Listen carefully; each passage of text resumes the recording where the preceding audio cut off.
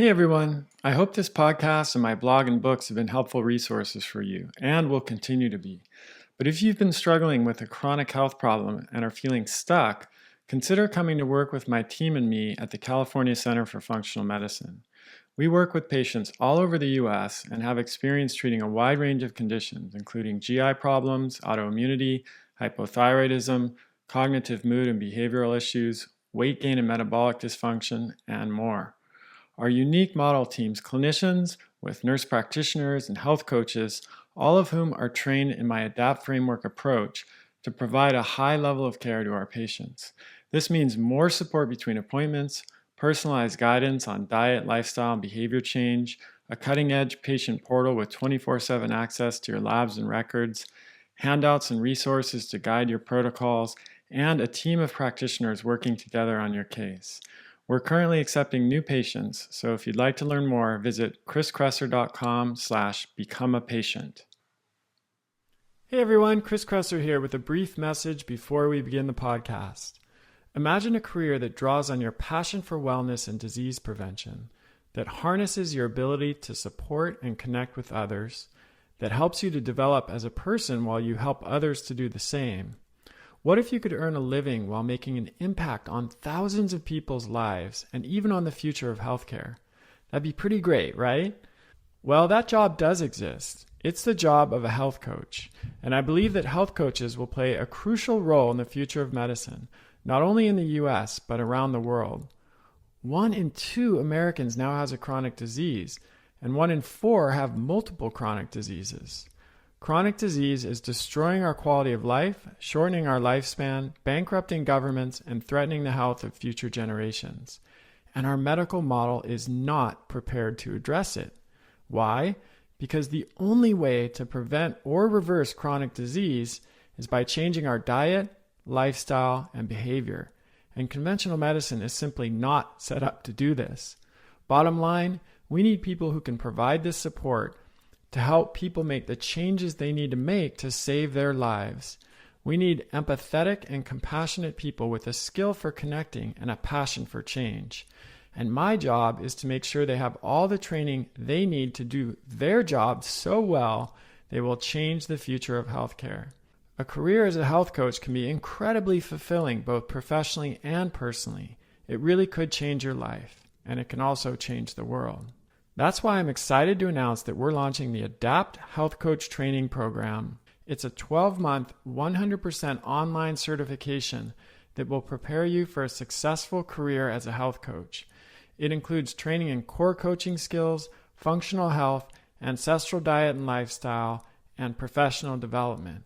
And it's unlike any other health coach training program currently available. To be notified when enrollment opens and to learn more about the program, visit kresser.co/success. That's KRESSER.co/success. Now on to the show. Hey everybody, Chris Kresser here. Welcome to another episode of Revolution Health Radio. So this week I wanted to do something a little bit different and talk about the recent Game Changers film. You might have heard of this. It's a new film advocating for the benefits of a plant-based diet for athletes. It's on Netflix and I think iTunes and maybe a few other channels, and it's made quite a big splash. I'm going to be discussing the film in great depth on the Joe Rogan Experience on November 19th at 11 a.m. Pacific. So definitely tune in to that. Either live or the recording, depending on when we end up releasing this episode for the full details.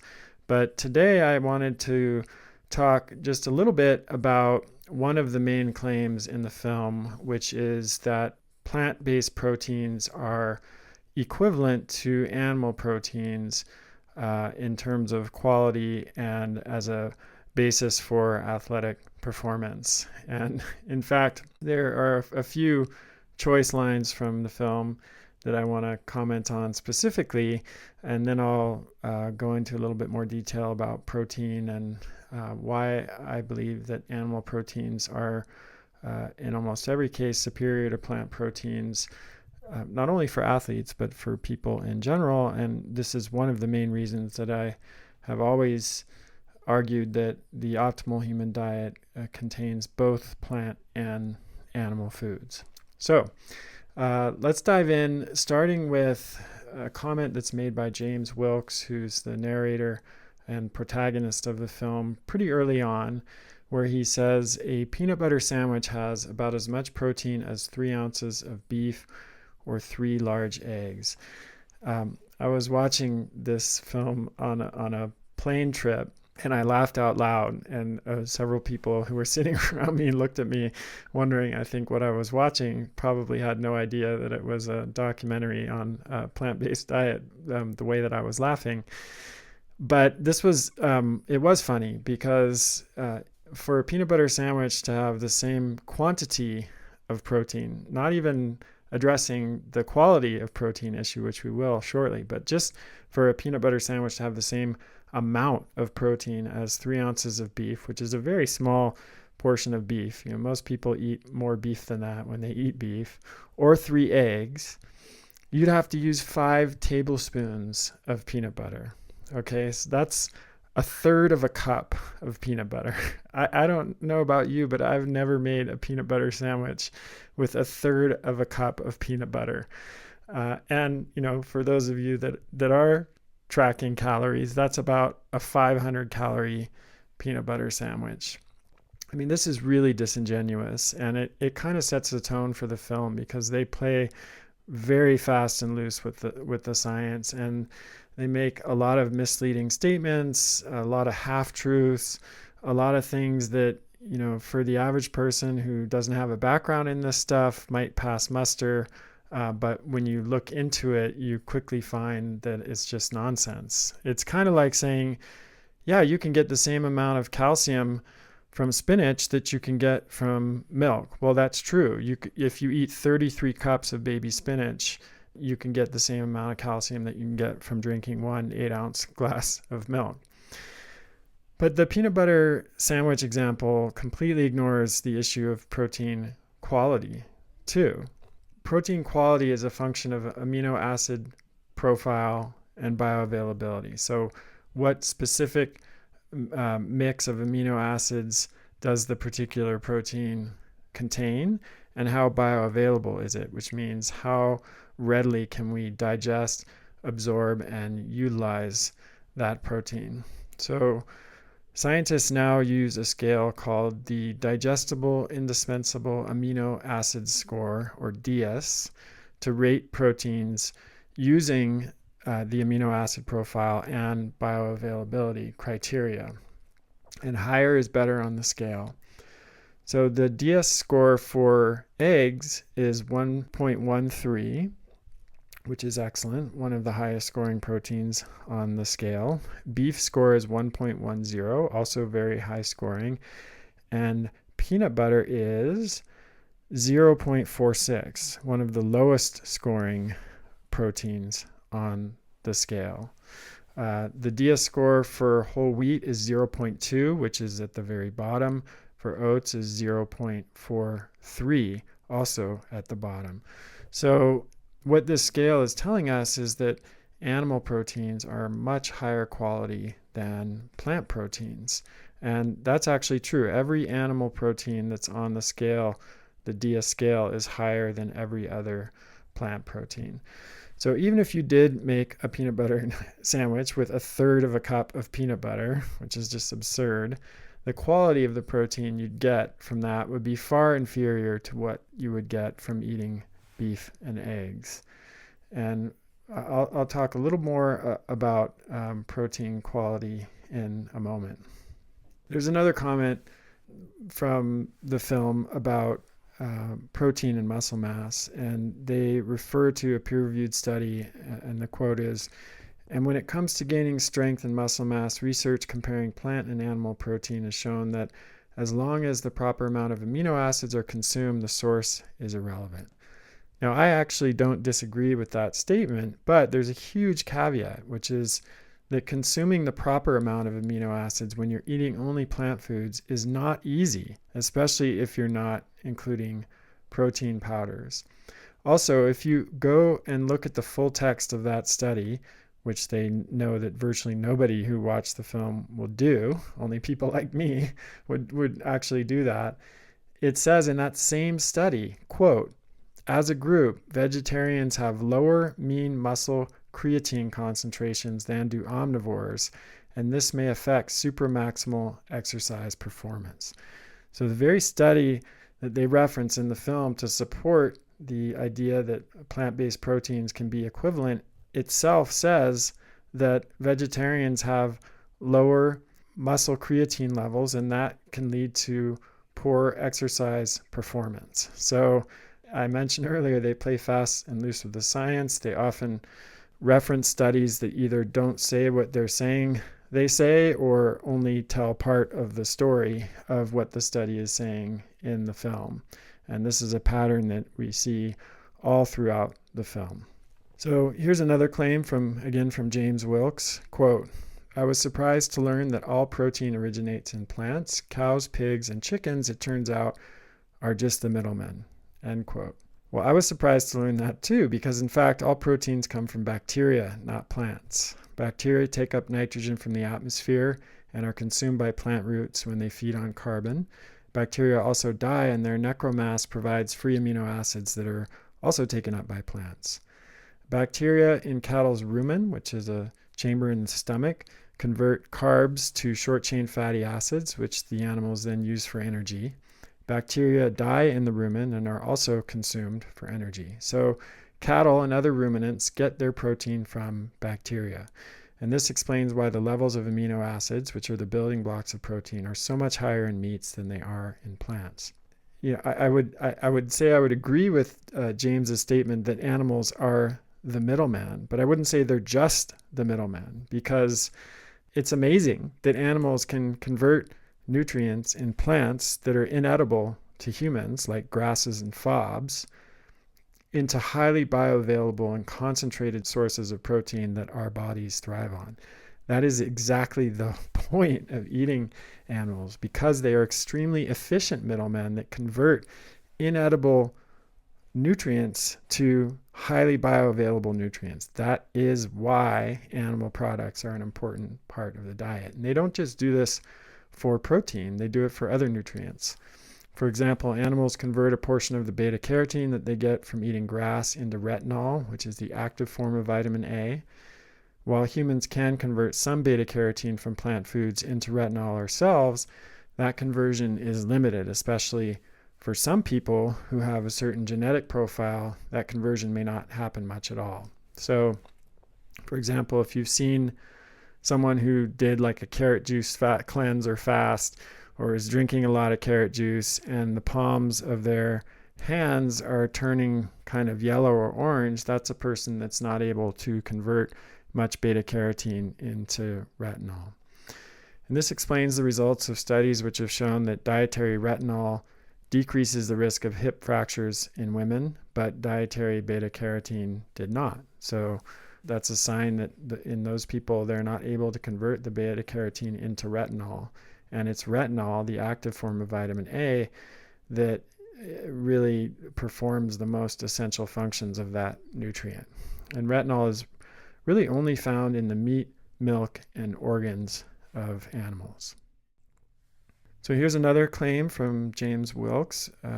Quote, in fact, the largest study to compare the nutrient intake of meat eaters with plant eaters showed that the average plant eater not only gets enough protein, but 70% more protein than they need, end quote. So this one's going to require quite a bit of unpacking. So first, what is Wilks referring to when he says enough protein? The study that he referenced in the film measured protein intake and compared it against the RDA, which is the recommended daily allowance. The RDA for protein is currently 0.8 grams per kilogram. However, a more recent and thorough statistical analysis of the data that were used to determine the RDA suggested that it should actually be 1 gram per kilogram of body weight. Also, the RDA does not represent the optimal protein intake. It's merely the amount that we need to eat to avoid malnutrition. In other words, it's the bare minimum of protein that we need. Another issue is that the RDA was determined using outdated nitrogen balance studies, which underestimate dietary protein requirements. A newer method called the indicator amino acid oxidation, or IAAO technique, provides a much more accurate estimation of protein needs. So if you use that IAAO technique, it gives you 1.2 grams per kilogram of body weight as a more appropriate RDA for healthy young men, older men, and women. Now let's go back to the film in the study that Wilkes was referring to. The median protein intake in that study for strict vegetarians was 70 grams per day. Assuming a minimum necessary intake from the IAAO studies that I just mentioned of 1.2 grams per kilogram in a sedentary healthy person, this is not an athlete, just a sedentary healthy person, 70 grams per day would only be enough protein for an adult that weighs 130 pounds or less. So right there we can see that his claim that vegetarians are getting 70% more protein than they need is false.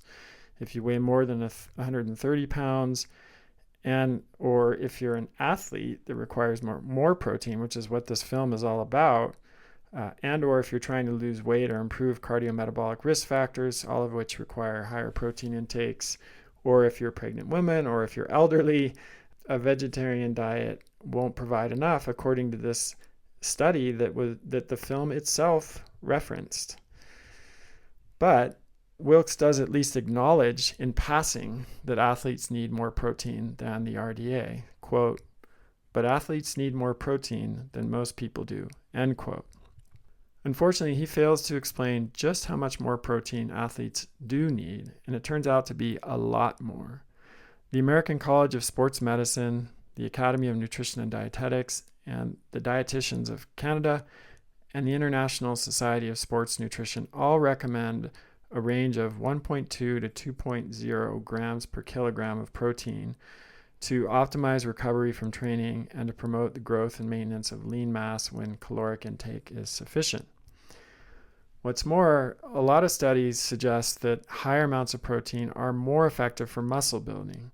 The most thorough meta-analysis on this topic to date found that the average amount of protein required to maximize lean mass is about 1.6 grams per kilogram, and some people need upwards of 2.2 grams per kilogram.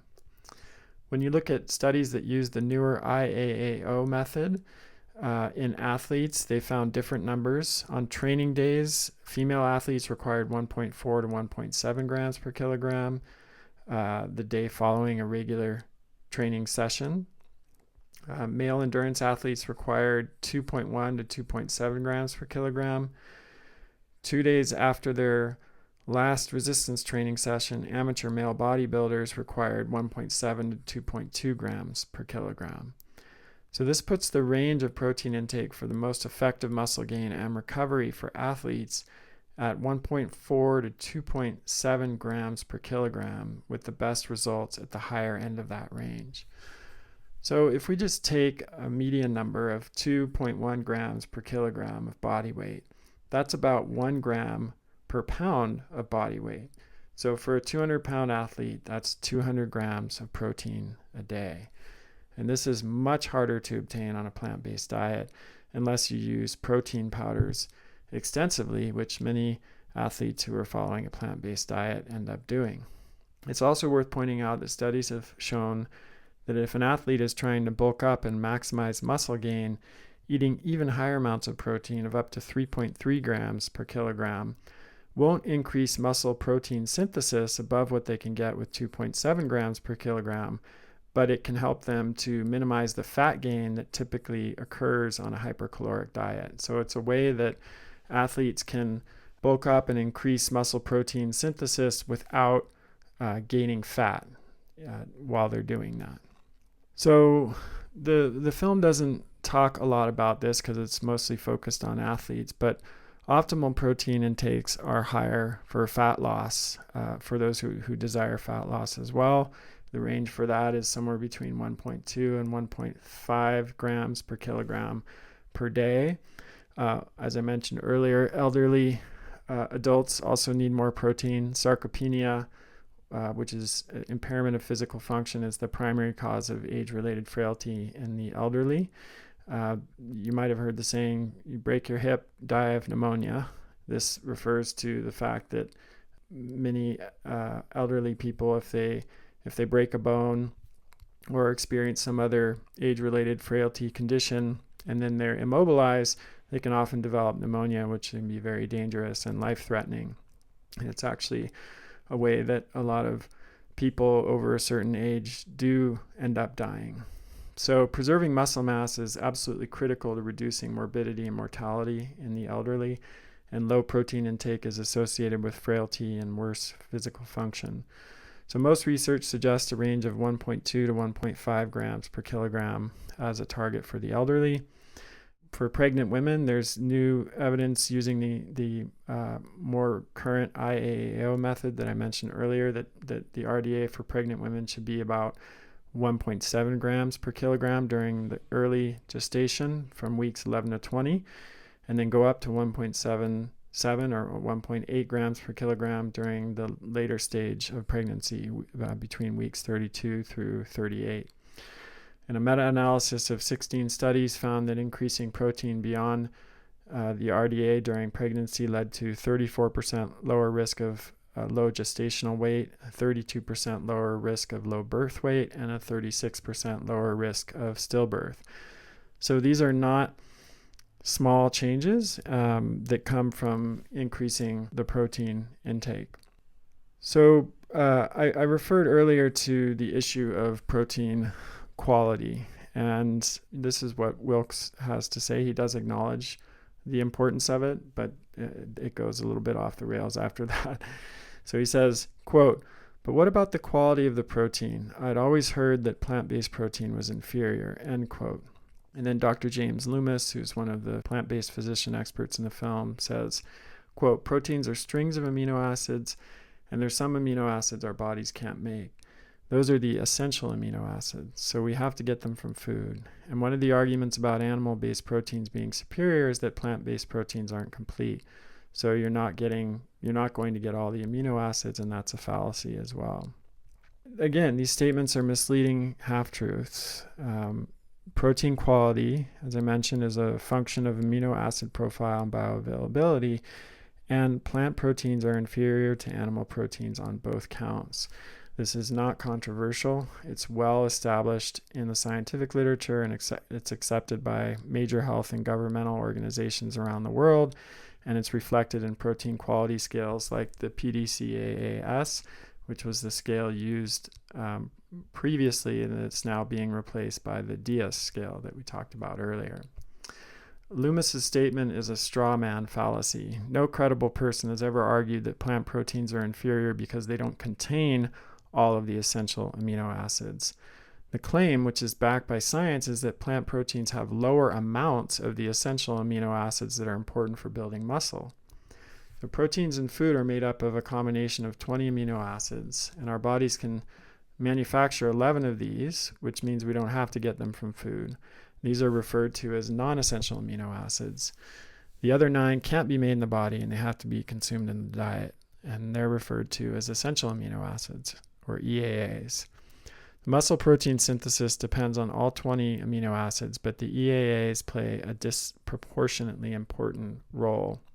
In particular, the EAA leucine is thought to more strongly activate anabolic signaling and muscle protein synthesis. In addition to having lower amounts of leucine, many plant proteins have limiting amino acids. So this means that the levels of certain amino acids are so low that they can interfere with protein synthesis. So an example is that lysine is a limiting amino acid in grains like wheat and rice, and methionine and cysteine tend to be limiting amino acids in legumes. So if you look at charts that compare the essential amino acid profile in a food like beef to other plant proteins like beans, peas, and rice, what you'll see is that beef is higher in every essential amino acid than any of the other plant proteins, with the single exception that soybeans are slightly higher in tryptophan than beef. You also see that a single serving of beef meets the RDA for 3 of the 9 amino acids, where as none of the plant proteins get even close to that. Given all this, is it possible to get enough essential amino acids from plant foods, both for a regular person or a competitive athlete? It is possible to combine different plant proteins with the different amino acid profiles to achieve a more complete protein. Beans and rice is a classic example. Rice is poor in lysine, while soybeans are poor in methionine. So if you combine soy and rice, they're better than one or the other.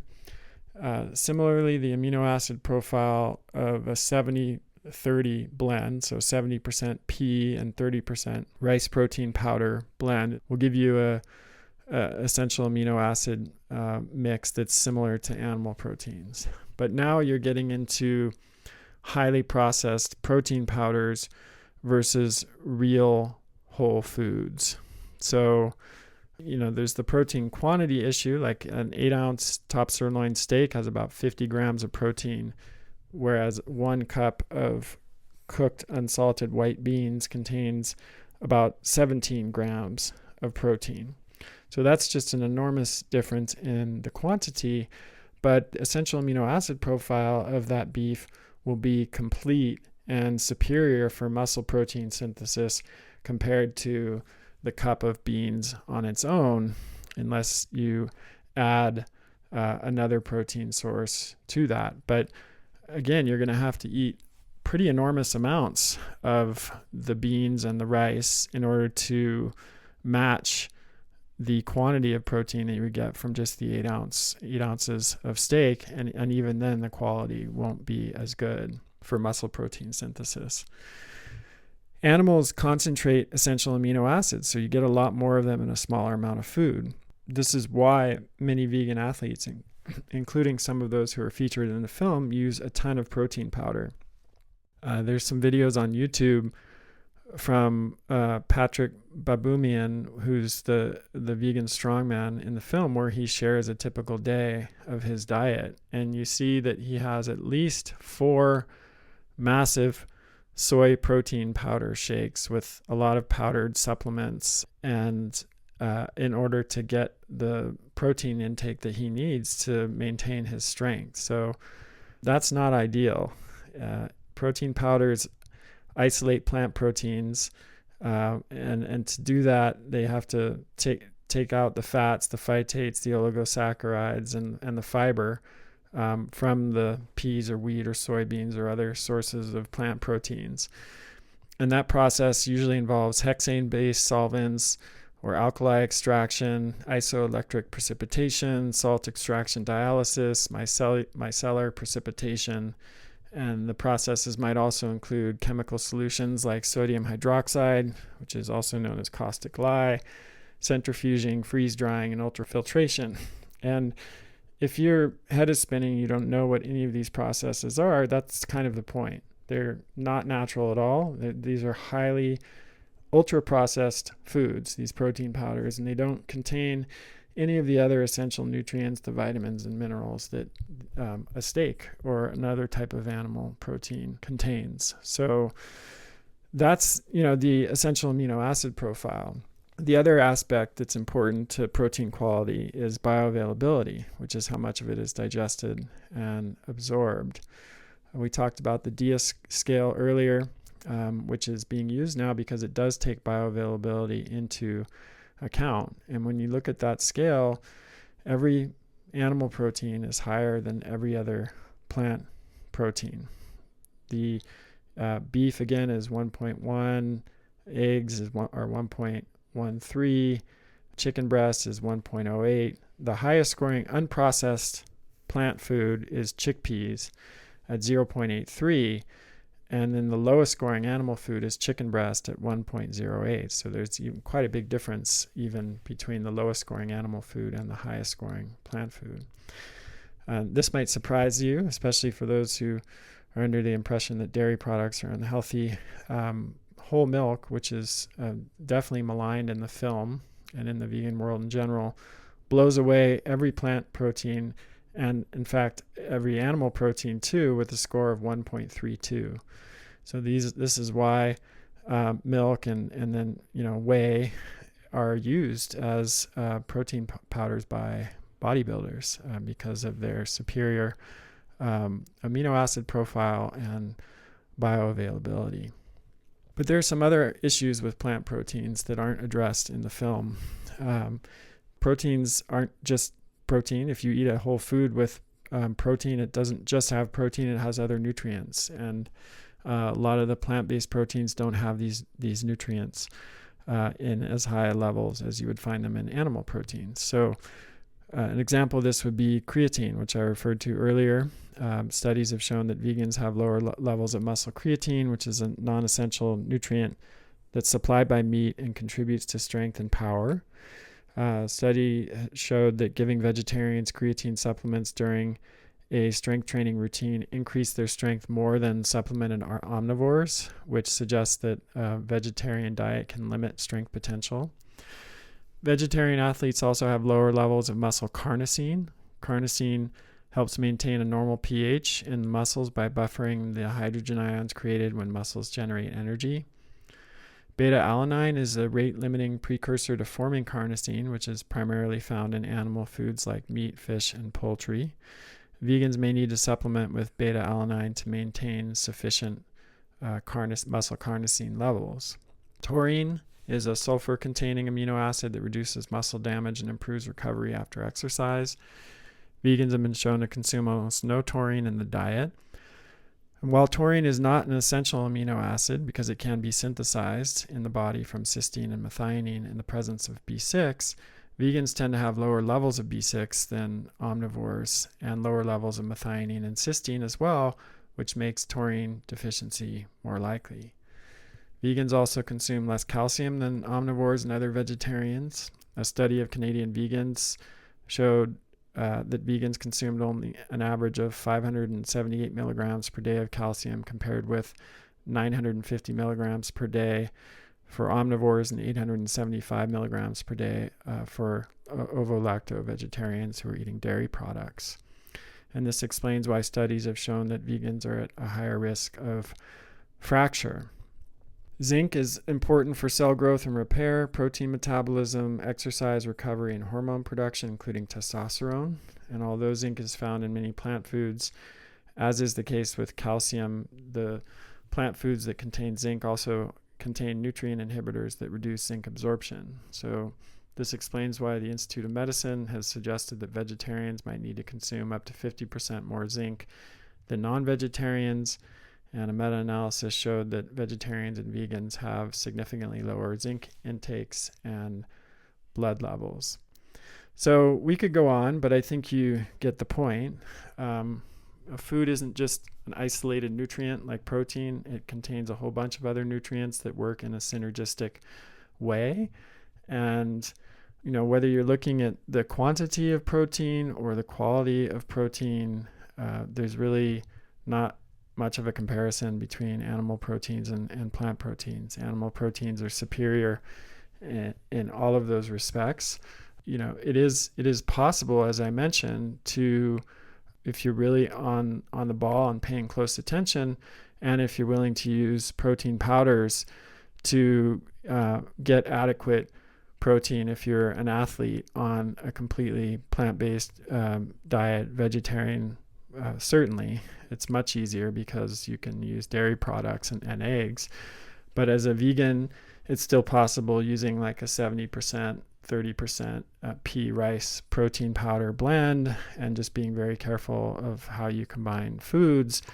But it's not easy to do. And even if it's done correctly, you're still going to be missing out on many other nutrients, which Patrick Baboumian seemed to be aware of when he was adding those to his 4 protein powder smoothies a day. He was adding creatine and beta-alanine, which you can see on the YouTube videos. So it's possible, but you often have to use a lot of supplements, and you need to be very careful, and you need to often eat an enormous quantity of foods like beans and grains, which can be pretty hard on the digestive tract in the quantities that you might need to eat them, and depending on the person. Okay, so I'm going to stop there. There's much more that I could say and that I will say on the Joe Rogan Experience. I think we'll probably end up talking about it for a few hours. There's a lot of other claims in the film that are pretty outrageous and false that aren't related to protein directly.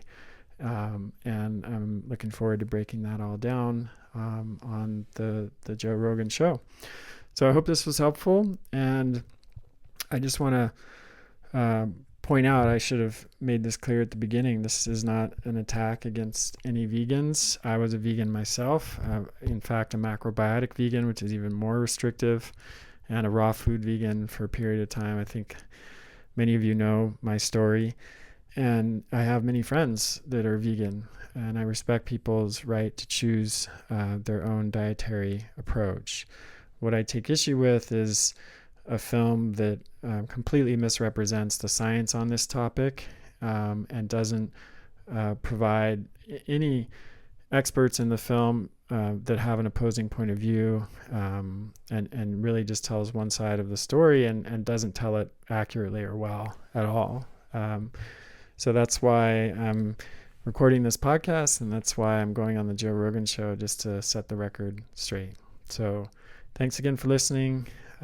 Send in your questions, chriskresser.com/podcast question. Even though we haven't been doing Q&A episodes lately, I do look over your questions. They help inform what guests I have on the show, and there's always a chance we might return to that Q&A format. I periodically do that when I take breaks from guests, and sometimes I can answer your questions in other formats like written articles. Okay, everybody, thanks for listening. Take care. That's the end of this episode of Revolution Health Radio. If you appreciate the show and want to help me create a healthier and happier world, please head over to iTunes and leave us a review. They really do make a difference. If you'd like to ask a question for me to answer on a future episode, you can do that at chriskresser.com/podcast question. You can also leave a suggestion for someone you'd like me to interview there. If you're on social media, you can follow me at twitter.com/chriskresser or facebook.com/chriskresser L.A.C. I post a lot of articles and research that I do throughout the week there that never makes it to the blog or podcast, so it's a great way to stay abreast of the latest developments. Thanks so much for listening. Talk to you next time.